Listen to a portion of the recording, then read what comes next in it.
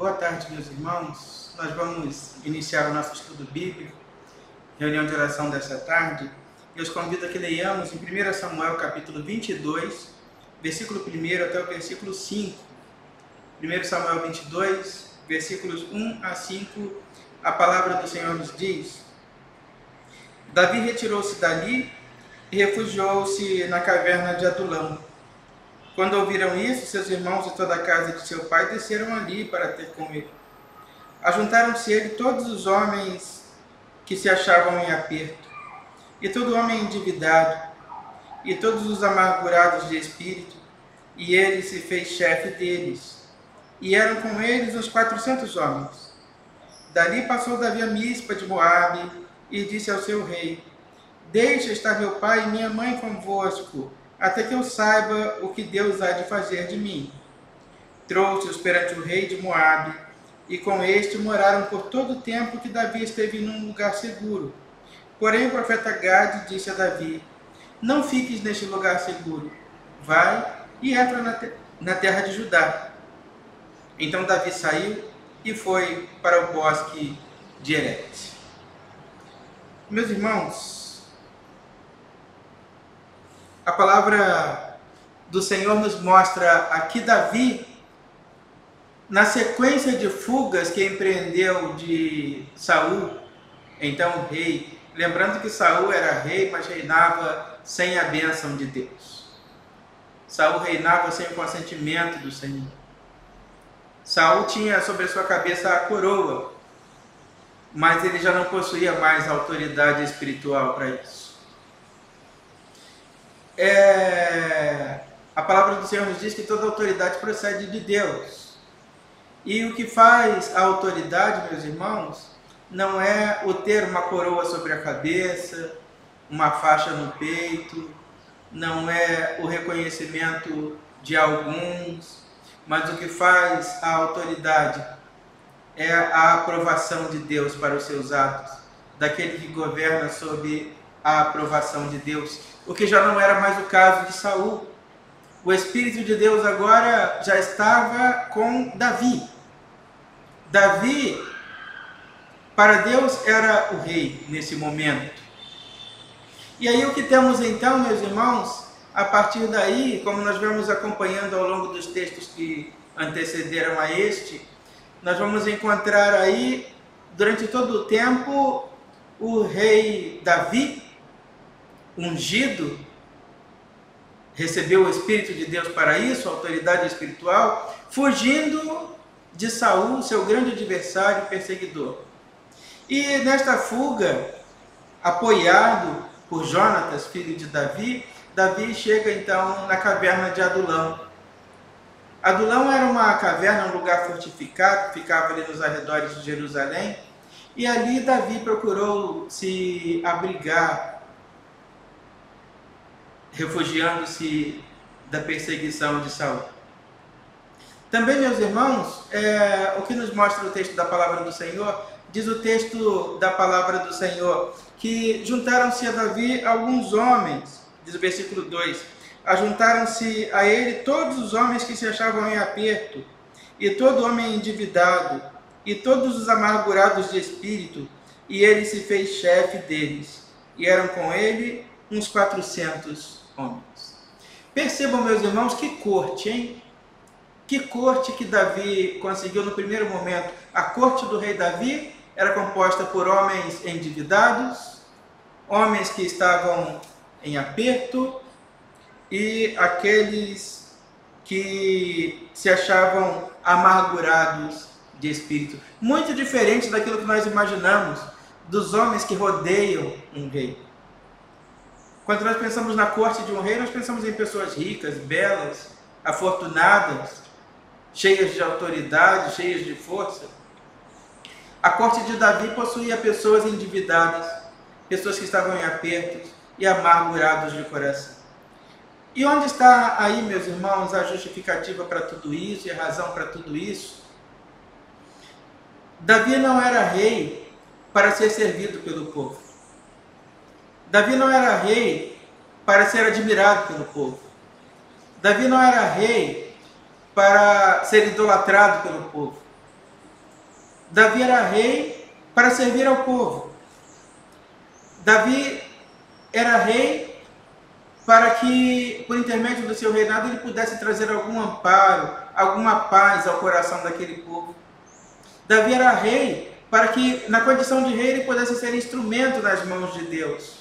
E dessa maneira, ele pudesse ser alguém usado por Deus, alguém especial e que pudesse fazer diferença na vida daquelas pessoas. Deus, quando nos investe, meus irmãos, de alguma autoridade, não nos dá autoridade para que nós sejamos melhores do que ninguém.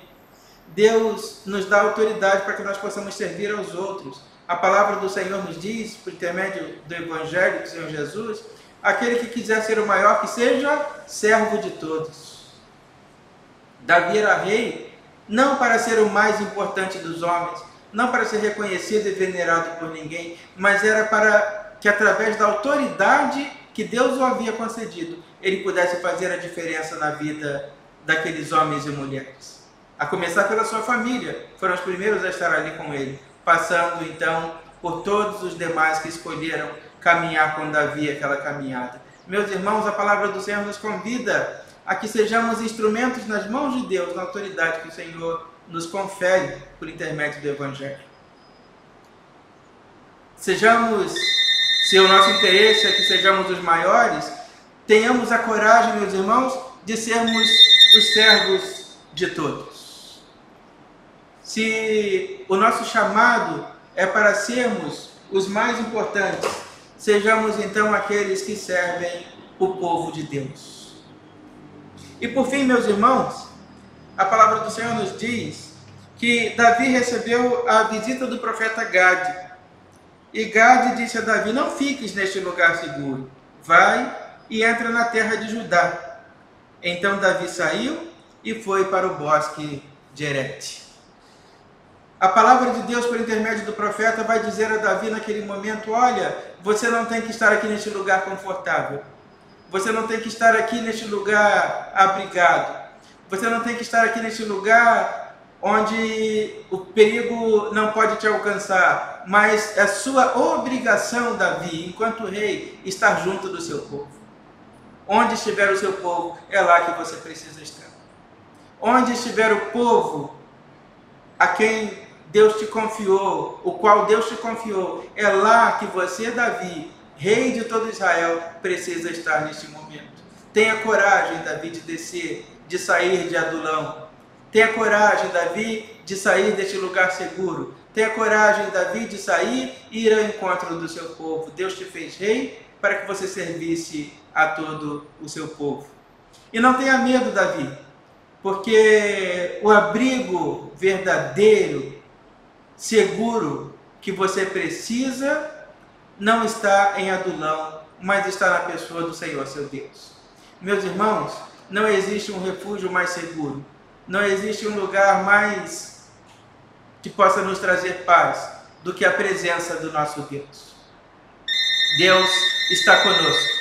Deus é aquele que caminha ao nosso lado. Deus é aquele que está conosco numa constante. Ele é aquele de que diz o salmista: Deus é o nosso refúgio e a nossa fortaleza, o socorro bem presente nas tribulações. Portanto, não temeremos. E aí o salmista segue elencando as diversas razões pelas quais nós não devemos temer, porque o Senhor está conosco. Deus é o refúgio seguro, é aquele de que fala o salmista: ainda que eu ande pelo vale da sombra da morte, não temerei mal nenhum, porque tu estás comigo. A tua vara e o teu cajado me consolam. Meus irmãos, sigamos nesta verdade, nesta força, saiamos para servir como Davi. Deixemos o nosso lugar seguro, deixemos Adulão e vamos ao encontro do povo de Deus, o povo a quem Ele nos confiou. Vamos orar ao Senhor. Senhor nosso Deus, nós te agradecemos porque Tu nos guarda e Tu nos livra de todo mal. Nós te agradecemos porque Tu és o socorro bem presente na angústia. Nós te agradecemos porque Tu não permites, ó Deus, que mal nenhum nos alcance e que praga nenhuma chegue à nossa tenda. Nós te agradecemos, ó Deus, porque Tu és maravilhoso. Nós te agradecemos, ó Deus, porque toda boa dádiva e todo dom perfeito procedem do Senhor para nós. Agora, ó Deus, te pedimos, guarda-nos, abençoa-nos e livra-nos de todo o mal. Fica conosco, Santo Deus, e guarda a nossa vida, a nossa família. Faze de nós, ó Deus, instrumentos nas tuas mãos, que sejam úteis à obra. Ó Deus, que sejamos instrumentos de bênção na vida daqueles a quem o Senhor nos tem confiado. Cuida de nós, ó Deus, dando-nos a tua paz. Nós te oramos nesta hora agradecidos, no nome de Jesus, que nos ensinou a orar dizendo: Pai nosso, que está no céu, santificado seja o teu nome. Venha o teu reino e seja feita a tua vontade, assim na terra como no céu. O pão nosso de cada dia nos dai hoje, e perdoa as nossas dívidas, assim como nós perdoamos os nossos devedores. E não nos deixes cair em tentação, mas livra-nos do mal, pois teu é o reino, o poder e a glória para sempre. Amém.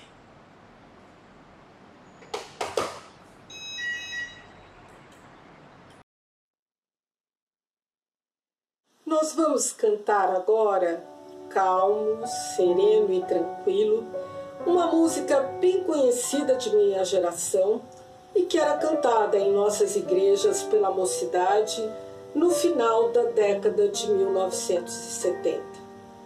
Escrita por jovens do Palavra da Vida com o objetivo de divulgar a mensagem de Jesus através de músicas em praças, ginásios, igrejas, dentro de outros espaços públicos e para evangelização. A ideia do grupo de jovens compositores era também ampliar os horizontes da música de louvor nas igrejas, utilizando ritmos brasileiros e instrumentos musicais de percussão que se tornavam cada vez mais utilizados na música popular brasileira, como a guitarra, a bateria, o pandeiro meia-lua, chocalho, mas que eram verdadeiros tabus dentro das nossas igrejas. Em função disso, o disco, esse LP desse grupo, foi rejeitado pela comunidade Palavra da Vida, sendo relançado 2 anos depois, em 1978, pelo Grupo Elo. Em 2015, foi considerado por vários historiadores, músicos e jornalistas como um dos maiores álbuns da música cristã brasileira. Então, nosso projeto é gravar algumas músicas dessa época, algumas desse álbum e de grupos como Vencedores por Cristo, e queremos gravá-las para louvarmos ao nosso Deus e para relembrarmos esse período tão fértil na produção musical de nossas igrejas. Também vamos retratar essa época hoje, nesse vídeo, com algumas peças de nosso vestuário, também tabu em nossas igrejas.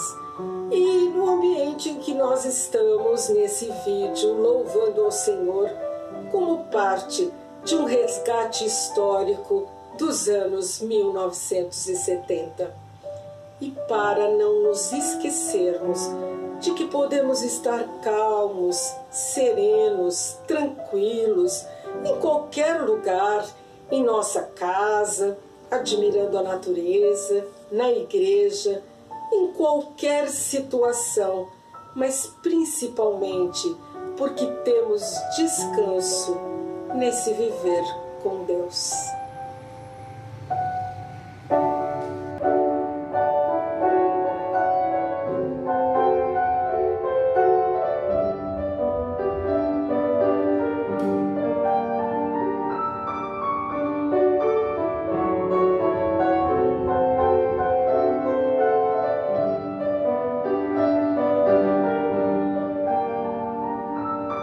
Calmo, sereno e tranquilo,